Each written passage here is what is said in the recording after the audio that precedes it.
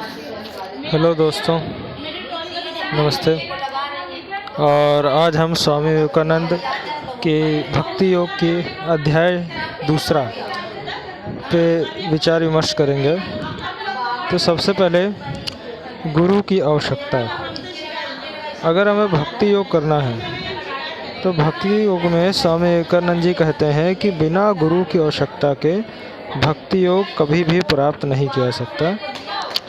और हम जो कुछ भी हैं अपने जीवन में होते हैं वो अपने कर्मों और विचारों, जो पूर्व में हमारे कर्म हुए हैं उसके अनुसार हमारे भाग्य का निर्माण तय होता है। यानी अगर हमारे जो भी पूर्व में कर्म हुए हैं, जो भी हमें माँ बाप ने या जिसने भी हमको शिक्षा दी है और हमने वहाँ पे जो भी प्राप्त किया है, वही सारी चीज़ें हम यहाँ पे करते हैं और उसी से हमारा भाग्य निर्माण होता है। आगे स्वामी विवेकानंद जी कहते हैं कि हम चाहे जितना भी पढ़ लें या जितनी भी जानकारी किताबों से ले लें, लेकिन आध्यात्मिक उन्नति तभी हो सकती है जब हम किसी की शरण में हों, जब कोई बहुत आध्यात्मिक आदमी की शरण में हम होंगे, आध्यात्मिक गुरु की शरण में होंगे, तभी हमें ज्ञान प्राप्त हो सकता है। वरना हम केवल ऐसे ही दिखावे के लिए ज्ञानी होंगे, लेकिन आंतरिक रूप से हमारी उन्नति नहीं होगी। फिर उसके बाद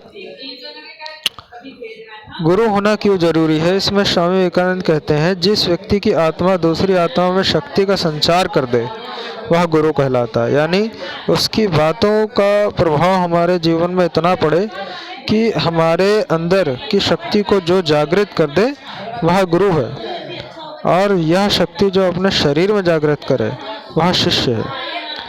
और गुरु शिष्य परंपरा आध्यात्मिक होने के लिए बहुत ज़रूरी है, बहुत आवश्यक है। और जो भी गुरु है और शिष्य है दोनों योग्य होने चाहिए। अगर गुरु अयोग्य है, शिष्य योग्य है तो भी काम नहीं चल सकता, और शिष्य अयोग्य है, गुरु योग्य है तो भी काम नहीं चलता। दोनों जब योग्य होंगे तभी आध्यात्मिक जागृति होगी, वरना ये संभव नहीं है। एक आदर्श गुरु का होना बहुत आवश्यक है।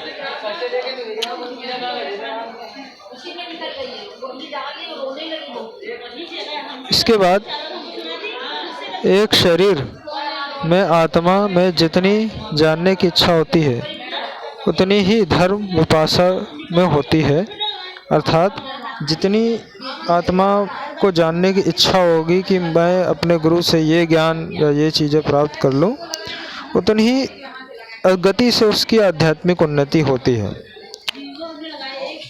फिर हमारे आध्यात्मिक जीवन में एक अच्छा गुरु होना बहुत आवश्यक है।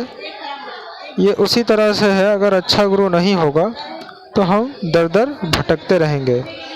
तो एक कहावत कही गई है, अंधा गुरु बहरा चेला दोनों नरक में ठेला मेला।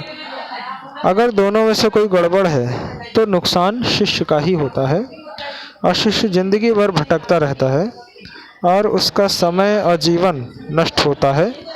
इसलिए एक अच्छा गुरु होना बहुत ज़रूरी है। जिस तरह से एक भिखारी लाखों का दान देना चाहता है यदि उसके पास पैसा है, उसी तरह से एक अगर गुरु के पास भी कुछ है अच्छा ज्ञान तो वो भी देना चाहता है, लेकिन उसको लेने के लिए एक योग्य शिष्य होना चाहिए। तो ये था अध्याय 2 स्वामी विवेकानंद जी का, जिसमें गुरु की खोज और आवश्यकता को बताया गया है। यानी आध्यात्मिक ज्ञान बिना गुरु के प्राप्त नहीं हो सकता। धन्यवाद।